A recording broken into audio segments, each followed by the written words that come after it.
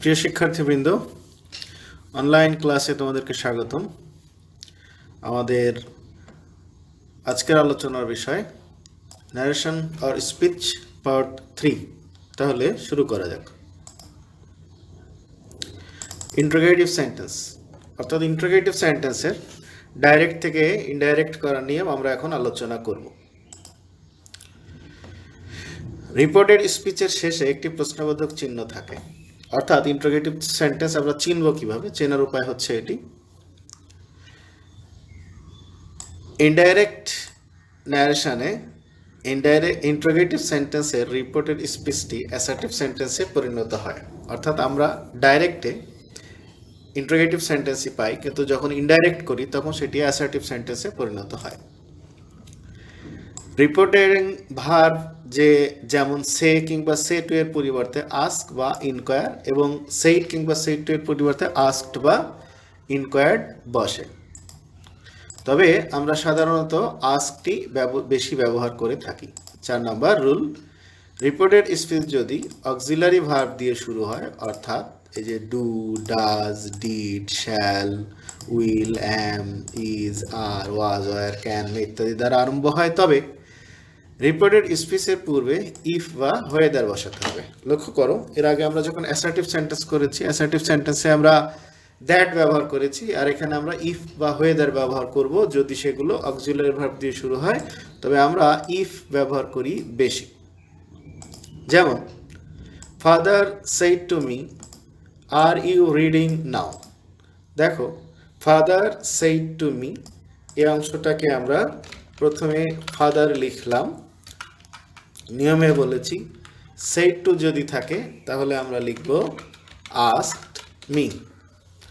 এই যেখানে কমা এবং ইনভার্টেড আছে সেখানে আমরা লিখব ইফ। ইফ লিখব তার কারণে ইন্টারোগেটিভ সেন্টেন্সটি আর তথা অক্সিলারি ভার্ব দিয়ে শুরু হয়েছে, সেজন্য আমরা নিলাম ইফ, এবং ইফের পরেই হবে সাবজেক্ট। রিপোর্টেড স্পিচের যে সাবজেক্ট থাকবে, লক্ষ্য করো এখানে সাবজেক্ট হলো ইউ। ইউ অর্থ সেকেন্ড পারসন, আর আমরা জানি যে সেকেন্ড পারসন রিপোর্টিং ভার্বের অবজেক্টের সাথে মিল রেখে হয়, সুতরাং এখানে আমরা নিলাম আই। এবার আমরা লিখব ভার্ব। এখানে রয়েছে আর, V1 অর্থাৎ প্রেজেন্ট ফর্ম, এখানে সেইড, V2 অর্থাৎ পাস্ট ফর্ম। আমরা জানি যে এই অংশটি যদি পাস্ট ফর্ম হয় এবং এইটি যদি প্রেজেন্ট ফর্ম হয়, তাহলে আমরা চেঞ্জ করে এই প্রেজেন্টের পাস্ট লিখব। আর এর পাস্ট অয়ার, কিন্তু আই এর পরে অয়ার হয় না, সে কারণে আমরা লিখলাম ওয়াজ। আর আমরা জানি যে অয়ার এবং ওয়াজের অর্থ একই। বাকি পরবর্তী ভার্ব রয়েছে রিডিং, রিডিং অপরিবর্তিত থাকবে। আর নাও থাকলে আমরা পড়েছি, নাও থাকলে দেন লিখতে হয়। সুতরাং আমাদের কোশ্চেন ছিল father said to me, are you reading now, এবং আমরা এটা অ্যান্সার করলাম father asked me if I was reading then. এবং সবচেয়ে গুরুত্বপূর্ণ বিষয় যেটি, ডাইরেক্ট স্পিচে প্রশ্নবোধক চিহ্ন থাকবে বা কোশ্চেন মার্ক থাকবে, কিন্তু ইনডাইরেক্ট করার সময় আমরা ফুল স্টপ ব্যবহার করব। পরবর্তী নিয়মে আসি। রিপোর্টেড স্পিচটি যদি WH অর্থাৎ who, which, what, when, whom, where, whose, why, how ইত্যাদির যে কোনো একটি দ্বারা আরম্ভ হয়, তবে ইফ বা ওয়েদার না বসে ওই WHটি বসে। যেমন দেখো, রাবু সেইড টু মি, যেহেতু এটা ইন্টারোগেটিভ সেন্টেন্স সেজন্য আমরা লিখলাম রাবু আস্কড মি। লক্ষ্য করো, এবার এখানে আমরা আগে ইফ নিয়েছি কারণ অক্সিলারি ভার্ব দিয়ে শুরু হয়েছিল, কিন্তু এখন WH দিয়ে শুরু হয়েছে, অর্থাৎ হায়ার দিয়ে শুরু হয়েছে, সে কারণে আমরা এখানে হায়ার লিখলাম, রাবু আস্কড মি হায়ার। এবার হায়ারের পরে আমরা দিব সাবজেক্ট। সাবজেক্ট হচ্ছে ইউ, সেকেন্ড পারসন অবজেক্টের সাথে মিল করে আমরা লিখলাম আই, এবং আই এর পরে লিখব হচ্ছে ভার্ব। ভার্ব এখানে আছে ডিড এবং এখানে আছে গো।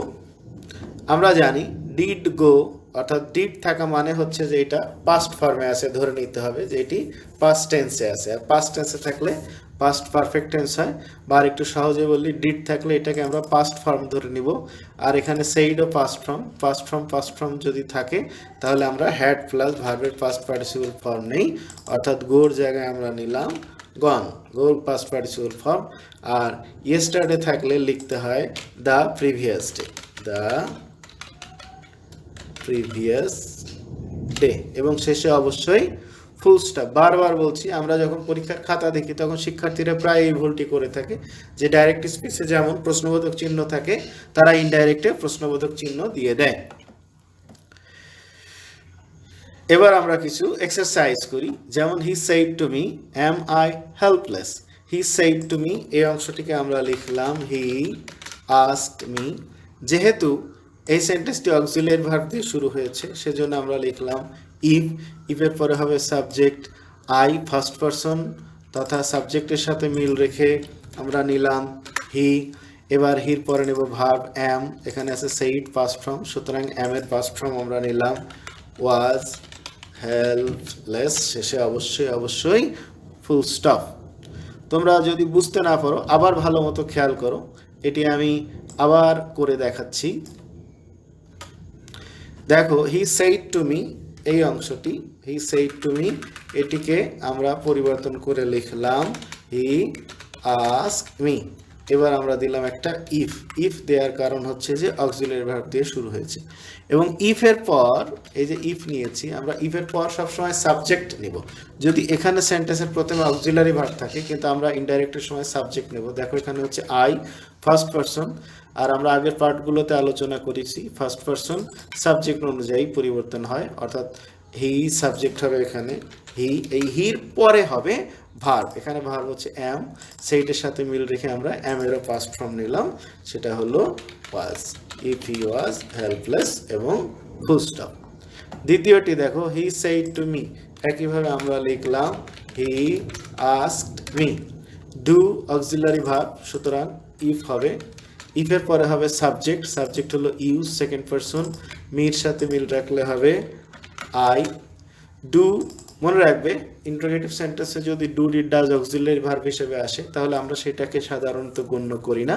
তবে ডু ডিড ডাজের পরে যে ভার্ব থাকে, অর্থাৎ এখানে ডু থাকা মানে ধরতে হবে যে এই ভার্বটা প্রেজেন্ট ফর্মে আছে, অর্থাৎ লাইক প্রেজেন্ট ফর্ম। এখানে সেইড পাস্ট ফর্ম, তাহলে আমরা লাইকের পাস্টে চলে যাব liked vegetables. If I liked vegetables. 3 নম্বরে দেখো হি সেইড টু মিটা হয়ে গেল হি আস্কড মি, এবং এখানে আমরা নিলাম ইফ। যেহেতু এই সেন্টেন্সটি উইল দিয়ে শুরু হয়েছে সেজন্য আমরা নিলাম ইফ। ইফের পরেই হবে সাবজেক্ট ইউ, ইউ আগের নিয়মেই মিকে ধরে, অর্থাৎ সেকেন্ড পারসন অবজেক্ট অনুযায়ী পরিবর্তিত হবে, সেজন্য এখানে হলো আই। এবার আমরা নিব ভার্ব, এখানে আছে উইল, উইলের পাস্ট ফর্ম হিসেবে আমরা নেব উড।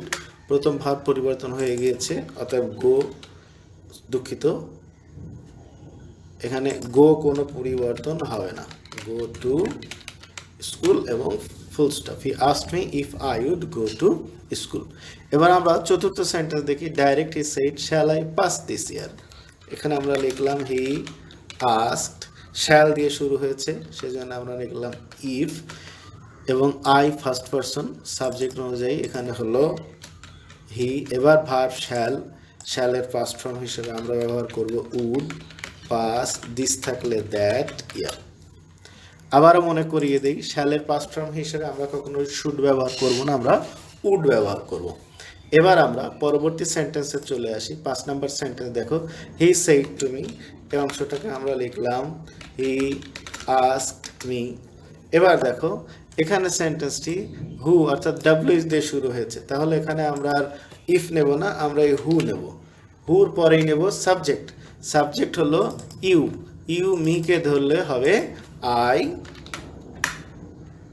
এবং এবার আমরা নেব ভার্ব, ভার্ব হচ্ছে আর, এখানে সেইড, তাহলে আর এর পাস্ট ফর্ম হওয়ার কথা ওয়ার। তবে আমরা জানি যে আমরা আই এর পর ওয়ার ব্যবহার করি না, আমরা আই এর পর ওয়াজ ব্যবহার করি, সে কারণে আমরা এখানে লিখলাম ওয়াজ এবং দিলাম ফুল স্টপ।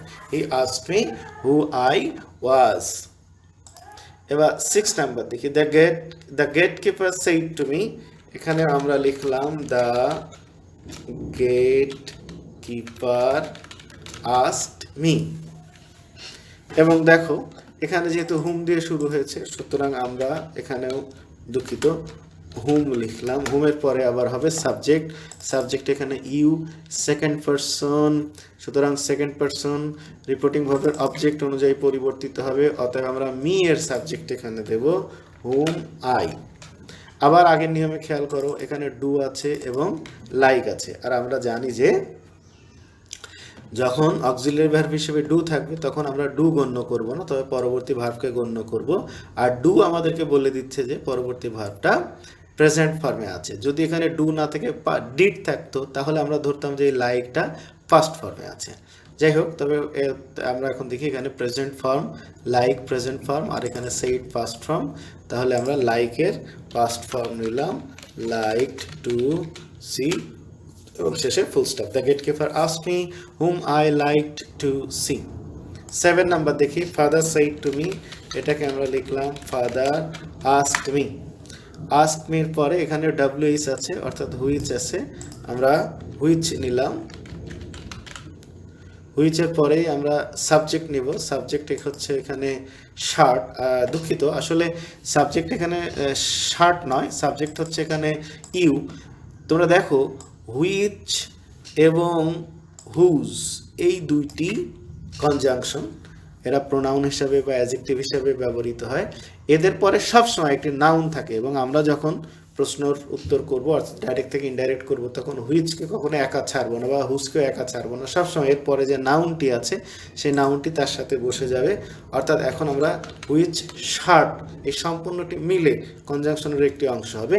তারপরে আসবে সাবজেক্ট, সাবজেক্ট হচ্ছে ইউ, একইভাবে মির সাথে মিল রেখে হবে I, which shirt I, do এবং লাইক মিলে হবে লাইক, শেষে ফুল স্টপ। এবার 8 নাম্বারটি দেখো, the man said to me, এই অংশটিকে আমরা লিখলাম the man asked me. Asked me, এখানে হুজ আমব্রেলা দিলাম, হুজ আমব্রেলা, তারপরে হবে হচ্ছে সাবজেক্ট, সাবজেক্ট এখানে দিস, দিস থাকলে দ্যাট হয় সাবজেক্ট, এবং এখানে ভার্ব হলো ইজ, ইজ পরিবর্তিত হয়ে গেল ওয়াজ, হুজ আমব্রেলা দ্যাট ওয়াজ, এবং শেষে অবশ্যই ফুল স্টপ দিতে হবে। 9 নাম্বার সেন্টেন্সটা আমরা দেখি, মাদার সেইড টু মি, এই অংশটাকে আমরা লিখলাম মাদার আস্কড মি। তারপরে এখানে হোয়াট আছে, সুতরাং আমরা হোয়াট রেখে দিলাম, সাবজেক্ট ইউ, মির সাথে মিল রেখে এখানে হলো আই, এবং ডু আর ওয়ান্টের সাথে মিল করে এখানে হলো wanted. Mother asked me what I wanted. এবার 10 নাম্বার আমরা দেখি, she said to father where did you go last evening, তাহলে এখানে আমরা লিখলাম শি আস্কড ফাদার, এবং এখানে যেহেতু ডাব্লিউএইচ তথা হায়ার দিয়ে শুরু হয়েছে তাই আমরা কনজাংশন হিসাবে এখানে হায়ার রেখে দিলাম।